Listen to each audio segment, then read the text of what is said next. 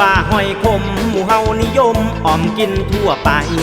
เลือกเอาละหอยตัวใหญ่ๆเลือกเอาละหอยตัวใหญ่ๆสับก้นเตรียมไว้ใส่หม้อตั้งเตาหอยจูบหอยอร่อยอร่อยออกหอยบ้านเฮาเพราะว่าเล็กน้อยผู้เฒ่าเพราะว่าเล็กน้อยผู้เฒ่าหนุ่มสาวได้กินละติดใจ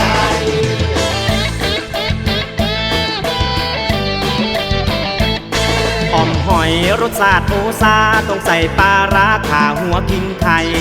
ข้าวเบียร์นั้นขาดบ่ได้ข้าวเบียร์นั้นขาดบ่ได้น้ำยานางใส่ละสดเอาสดเอาหอยจูบหอยอร่อยอร่อยออกหอยบ้านเฮาเพราะว่าเล็กน้อยผู้เฒ่า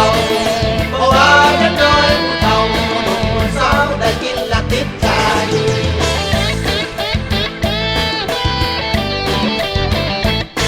ผักขาผักกระแยงช่วยเพิ่มกลิ่นแกงให้หอมซื่นใจถ้าบ่มากก็พอต้องใส่ถ้าบ่มากก็พอต้องใส่ใครมักแบบใดก็เลือกเอาเลือกเอาหอยจูบหอยอร่อยอร่อยออกหอยบ้านเฮาเพราะว่าเล็กน้อยผู้เฒ่า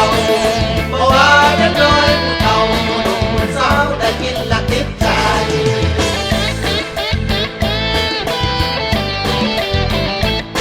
อ้อมหอยกินกับคนหักโอ้ยจังแม่นคักละถึกอกถึกใจ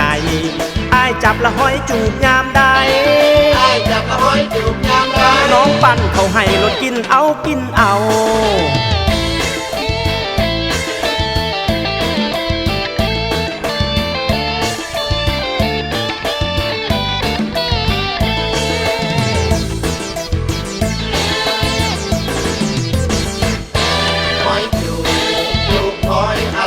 อร่อยออกหอยบ้านเฮา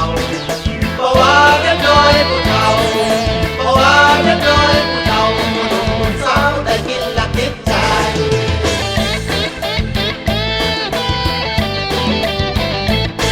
อ้อมหอยกินกับคนหักโอ้ยจังแม่นคักละถึกอกถึกใจ